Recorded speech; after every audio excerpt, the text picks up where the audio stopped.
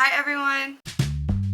Today I'm going to be showing you how I do the finishing touches for my tapestries. So I will be demonstrating on my new lava lamp tapestry. This pattern will be available, linked down below if you want to go check that out. I will be showing you 3 different borders that I like to do, how to steam block your tapestries, and how to add a dowel to your tapestries. So let's go ahead and get started.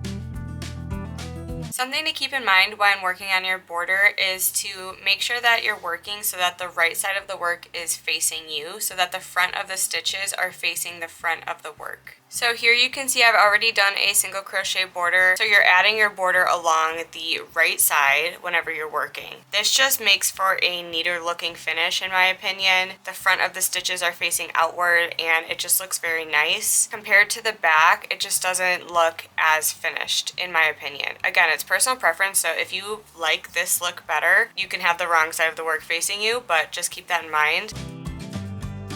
Alright, so first pick out your border color. You can choose to do an accent color to bring out one of the colors in your tapestry, or you can just do the same color you use for your background. You can do any color you want. I'm going to be using this light blue. Alright, so for the single crochet border, I'm going to start in the top right corner. So I am just going to attach the yarn to my hook and insert my hook into this first stitch in the top right corner, and then just do a slip stitch to attach it. Then I'm just going to single crochet into that first stitch. So insert my hook, yarn over, pull up a loop, yarn over, pull through both loops, and we're just going to single crochet across the entire top row. Pretty straightforward. And then I will show you what to do when we get to the corner. Alright, so once you get to your corner, you are just going to single crochet into the last stitch, and then you're going to chain 2, turn your work, and then we are just going to single crochet in every single row going down. So every single row is going to act like one single crochet. So the first one can be a little tricky, so just look for that hole and then you can single crochet into there. And then just keep going all the way down, pretty much anywhere that there is a hole and you can stick your crochet hook. Should be just fine. So you can see here I have another hole.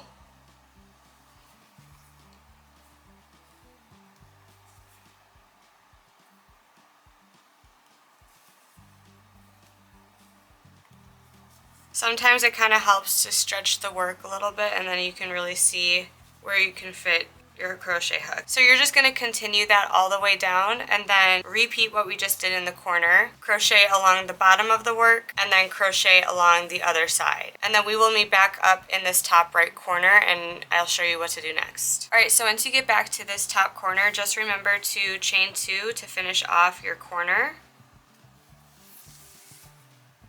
And then we will just slip stitch into that first stitch.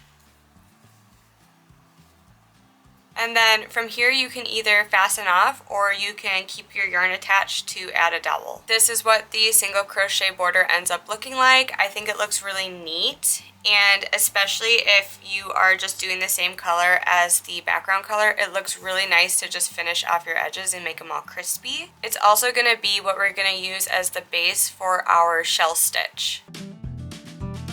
Alright, so next I'm going to show you how to do the shell stitch border. So the first thing you're going to want to do is do a single crochet border around the entire piece. This will just give us a really good base to put our shell stitches into, so go ahead and do that if you haven't already. If you started your single crochet on the top right corner like I did, just go ahead and fasten off, because we aren't going to do a shell stitch along this top row because I'm going to be putting a dowel. If you're not putting a dowel, you can go ahead and do the shell stitch along the top row too. Because I'm doing a dowel on mine, I'm going to just fasten off. Alright, so I'm going to go ahead and just attach my yarn to the first stitch on the side of our tapestry. So I'm just going to slip stitch and chain 1.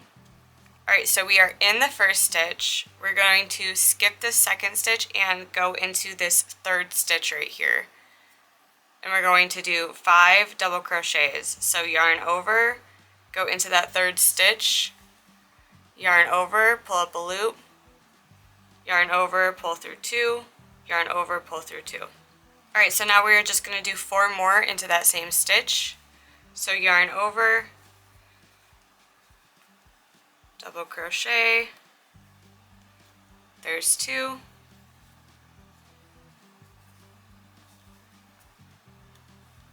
oop, 3, 4,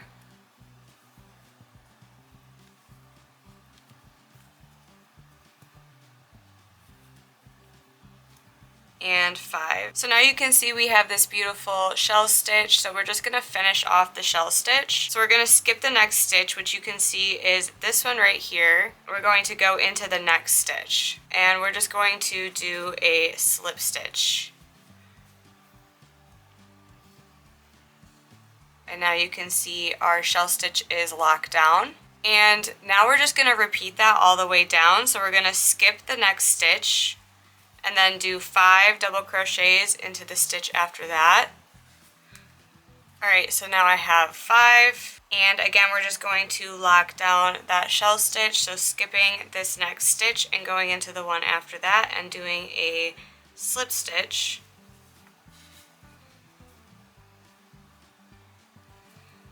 Just like that. Now we have 2 shell stitches on our piece, and you're just going to finish that all the way around. I don't really pay attention to the corners, I just keep going, so I can show you what that looks like for me. So as you can see, I'm at the corner now, so my next stitch is right here, so I'm going to just slip stitch here into the next one after the skip. So after skipping the next stitch, my next one is actually the chain 2, so the first chain in our chain 2. I'm just going to do my shell stitch into the corner. If you want to skip the corner, then you can kind of finagle it. You can skip an extra stitch. You won't really be able to tell if you skip 2 stitches versus just 1. So it's totally personal preference if you want it to be even around the corners or not, because the chances of you having the exact number of stitches that you need for the shell stitch border is unlikely. So you might just have to kind of skip an extra stitch here and there to make it even. And I might have to do that too when I get to the other end. But in the long run, it's really hard to tell whenever you skip 2 stitches versus 1. So just kind of eyeball it, and it's kind of personal preference if you want to skip extra stitches here and there to make things more even. So this is what it looks like when you work into the chain 2 space as one of your stitches. So totally personal preference. I'm going to just continue the pattern repeat all the way around. Alright, so unfortunately I am going to run out of yarn in this blue color, but hopefully you can get the picture of what the shell stitch border will look like on your tapestry. I think it is super fun. It definitely adds a bit of pizzazz to your tapestry, and yeah, I think it's just a really great option. It definitely adds some intrigue, kind of looks like a frame to the final piece, and I really like that. Just note it does use up the most amount of yarn, so keep that in mind whenever you pick your color out. Alright, so for the moss stitch border, it's worked similarly to the single crochet border. So just joining the yarn onto my hook, I'm going to start in the top right corner. So if your yarn isn't already attached, just go ahead and insert it into the first stitch. And then I just do a little slip stitch there, and then chain 1. And then we're going to single crochet into that same first stitch.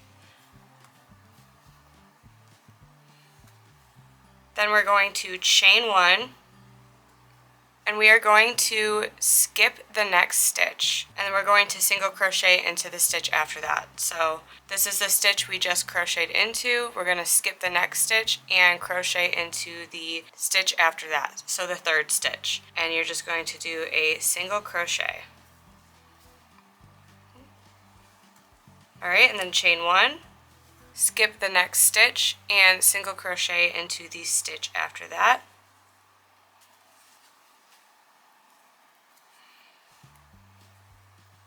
Just like that. So you're just going to repeat that all the way down across the top of your piece. So chain 1, skip the next one, and single crochet into the one after that. Chain 1, skip 1, single crochet.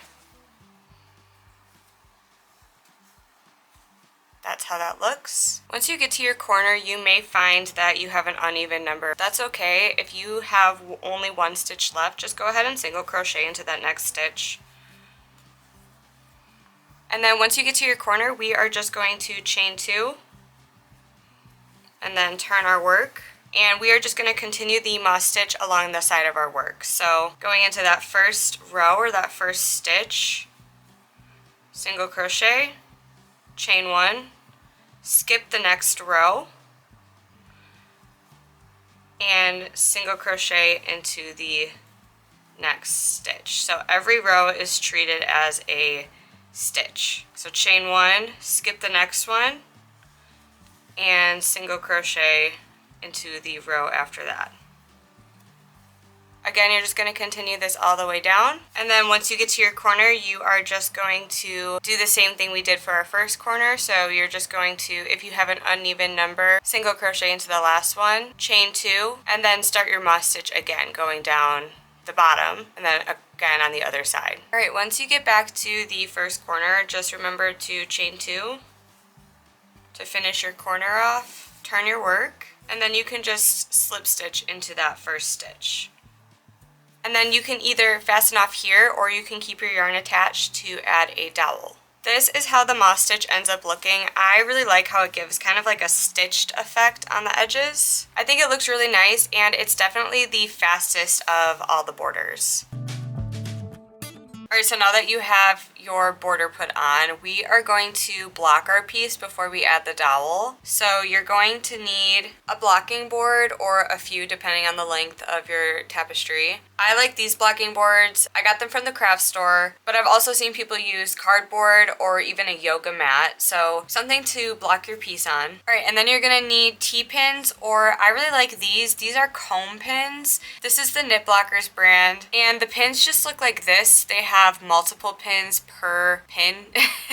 Kind of look like a comb, so you can really get more surface area while pinning, but T-pins work totally fine. Alright, and then you're also going to need an iron with a steam setting. Most irons come with a steam setting. This is an iron I just picked up at Goodwill a long time ago. So as you can see, there's a dial here, and on this side of the dial there is a little cloud poof, which is the steamer setting. So I just make sure it's all the way on the steamer setting. Alright, and then it's kind of hard to show you, but there's another dial down here which you can choose how much steam you want. This is just, again, for my iron. Yours might be different, but I just keep mine on medium steam. So I just make sure that there's water in my iron because it needs the water for the steam. And while it's heating up, I'll go ahead and pin my tapestry. Alright, so I just have my blocking board, and I'll just go ahead and lay down my tapestry. I do still have the yarn attached because I didn't want to cut it off because we still need to attach our dowel, so just ignore that. So when pinning your tapestry, the most important thing to note is to keep your edges as straight as possible,